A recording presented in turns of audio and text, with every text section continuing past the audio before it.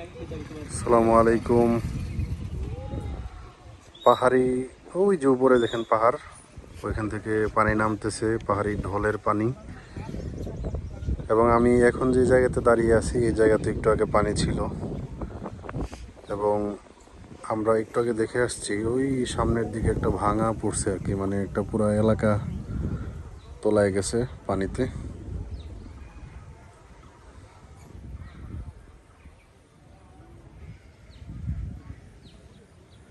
ওই নদীতে নৌকা পার হচ্ছে মানুষ, আর মেঘ দেখেন, অনেক মেঘ।